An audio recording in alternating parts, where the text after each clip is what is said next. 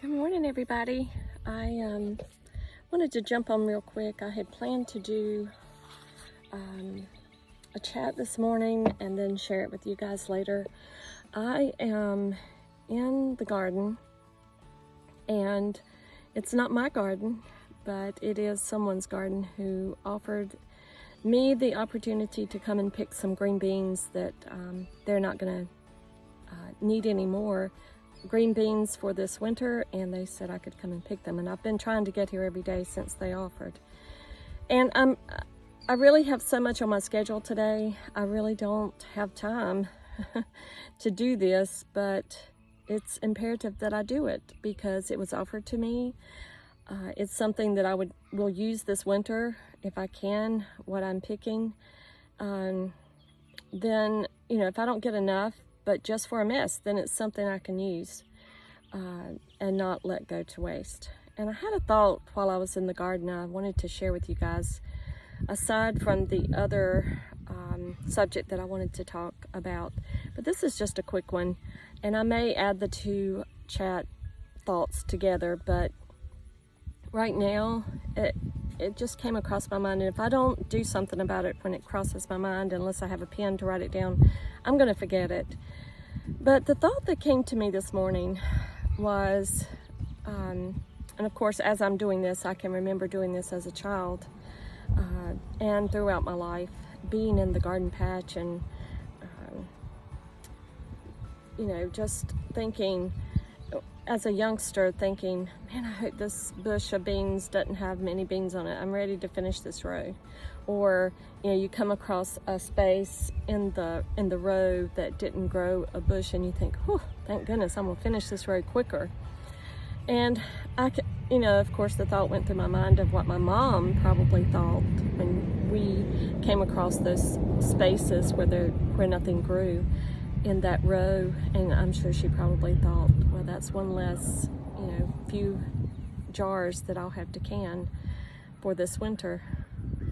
But as quickly as I thought that my mom might think that, I probably knew her second thought was probably, well, God provides, and doesn't He?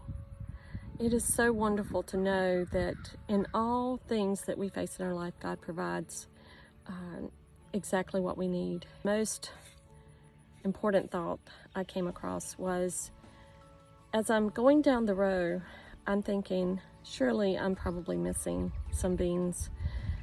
I know that I'm looking them better than I probably did as a youngster while helping my mom. And I'm sorry for any glare, and I can't make I can't make it better. But as I'm going down the row, I'm thinking, if I were to look back and think, yes, I am missing some blessings, even though I'm trying my best. I could go back over the rows and get those blessings. If I have time, I might just kind of take another look over it. But if I don't, then I know I've done my best. Now, if I were out here and I was just doing a 5-minute, let's see how many beans I can get in 5 minutes, then I'm going to miss blessings that I should have taken more time to receive. And as far as the garden goes, tomorrow may be too late to go back and do a second look over, because the beans may not be here. They may all dry up. Anything could happen.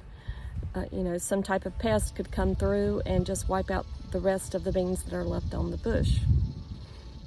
But in life, we can look forward. We can look at that next thing in life, that next moment, that next day, that next month, that next year, and look forward.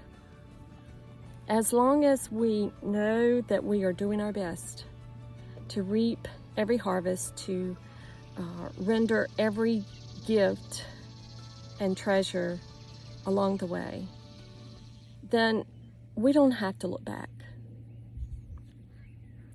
Because You know, what blessings that we missed are going to be picked up by someone else.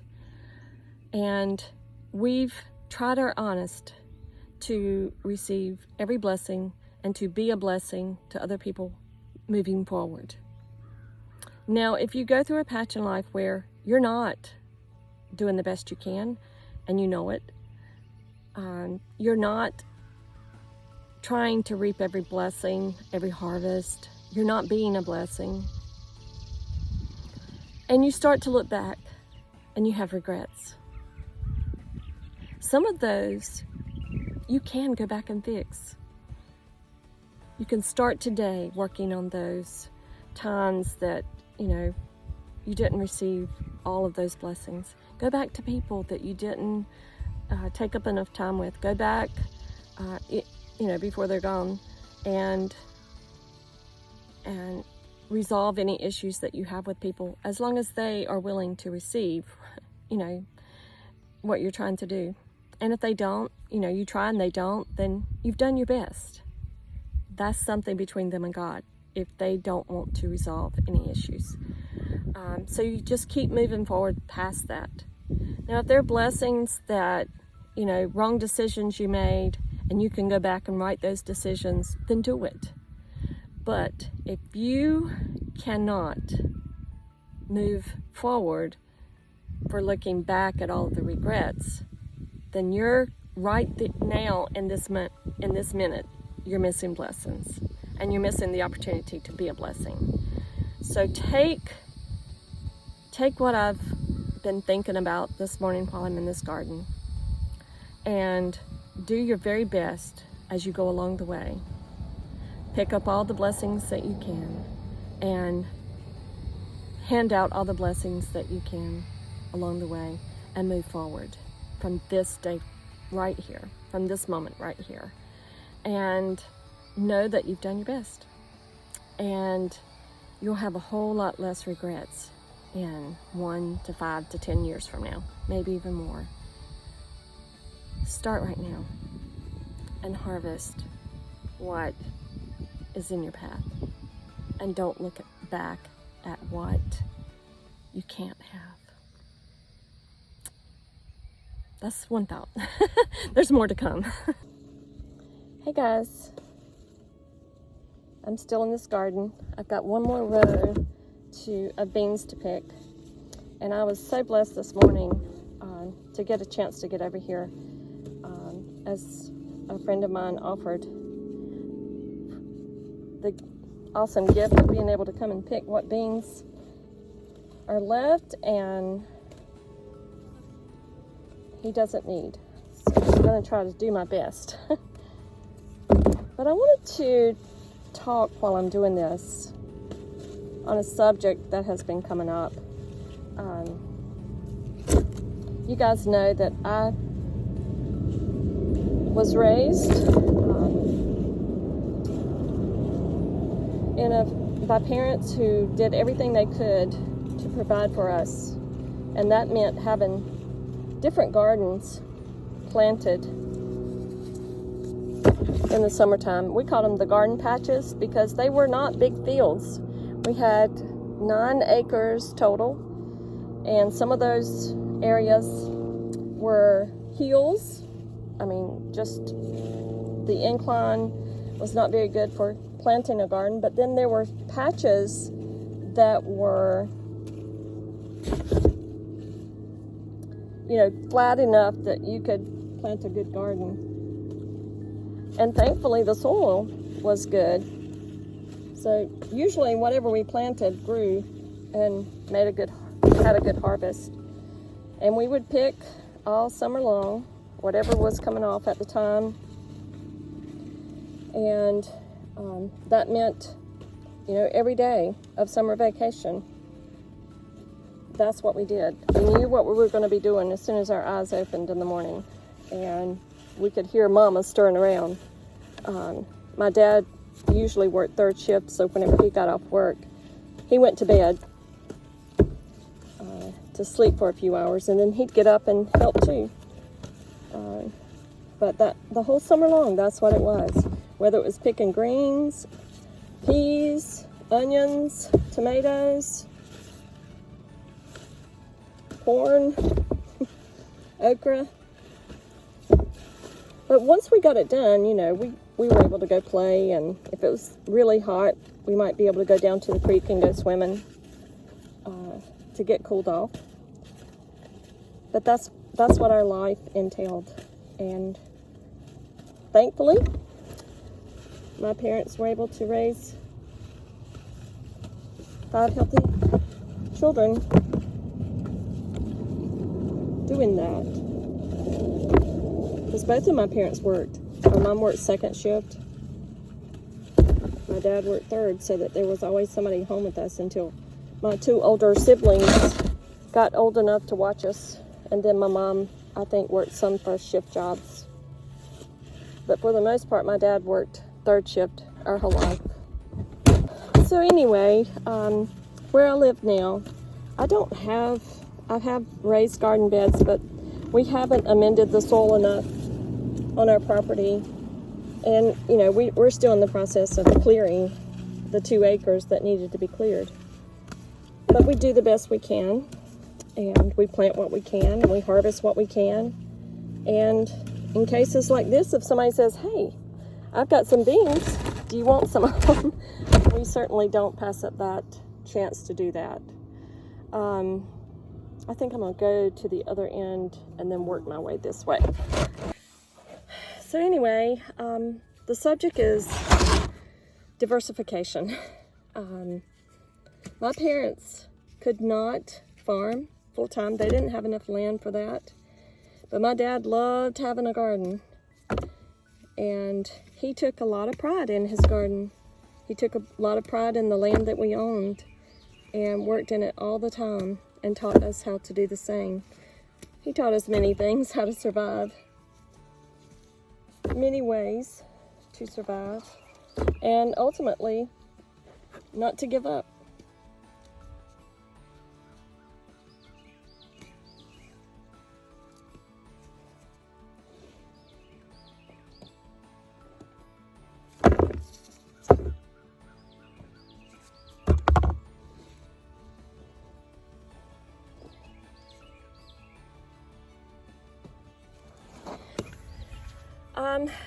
Diversification, to me, is the way to survive, and it's different for everybody.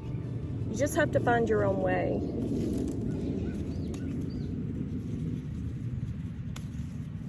My parents worked regular jobs, 8-hour jobs, and they were still able to have a garden that provided us food all winter long.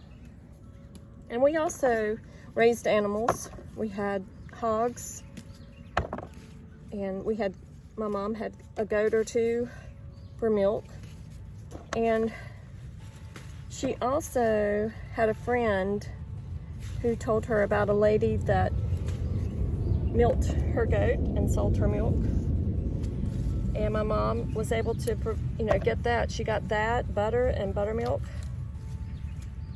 for our household when it was available. When it wasn't, they bought it at the store. You know, if you can't have all those things because you don't have the land or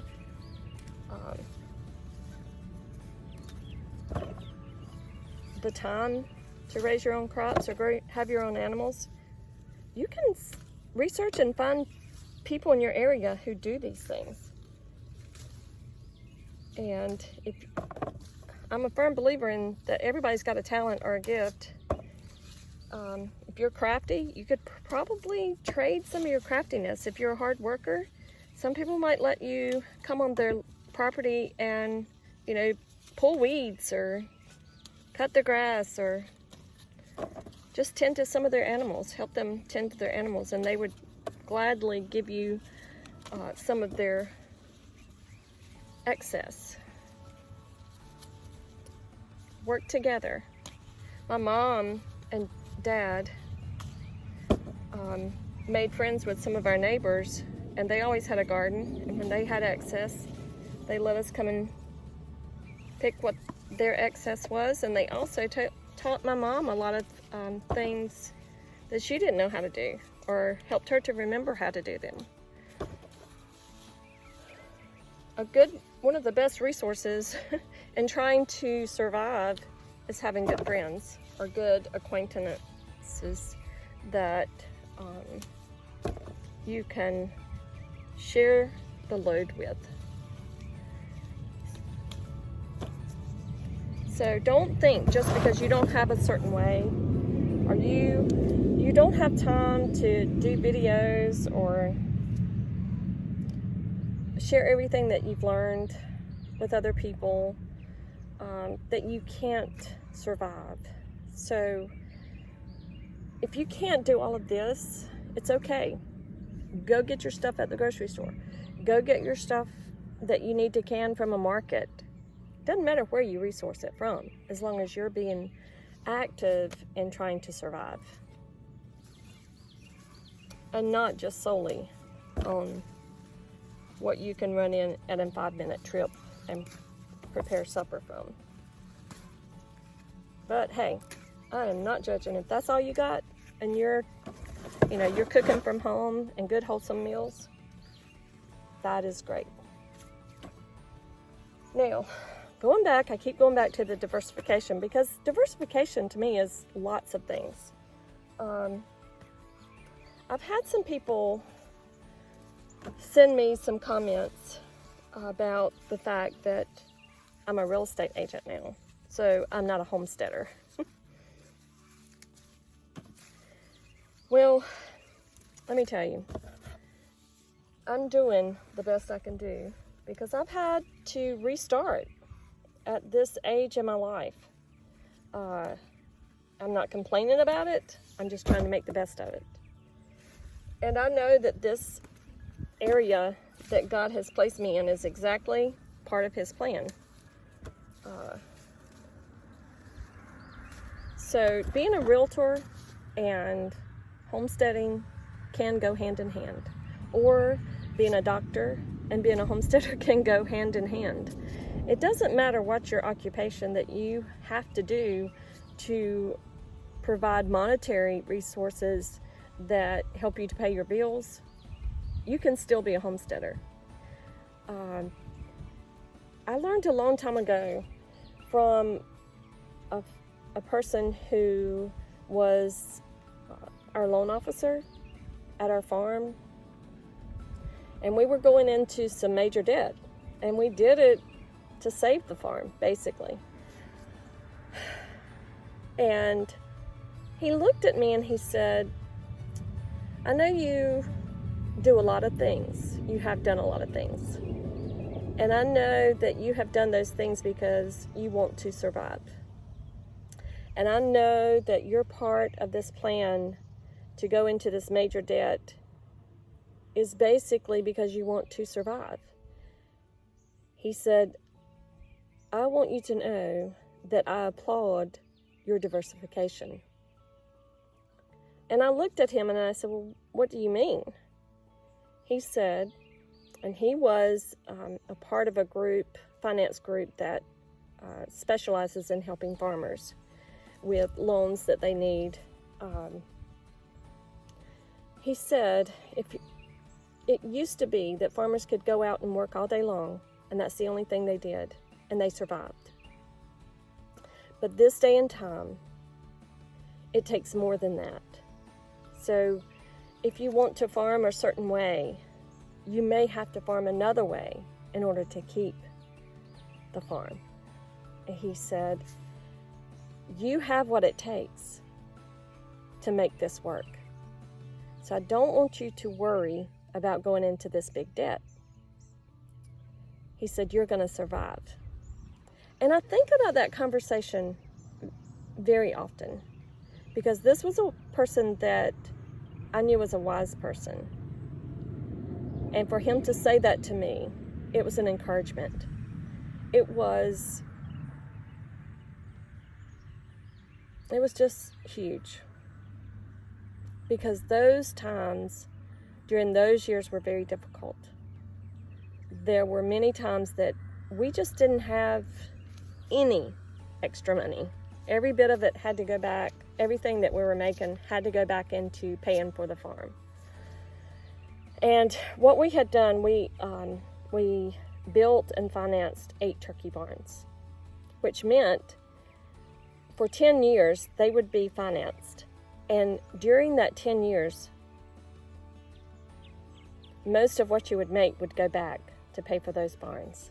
So there wouldn't be any leftovers. You might have to be creative and have extra money. And those kind of things, you know, I was good at. I could make, I could sew, I could cook, I could bake, I could tutor.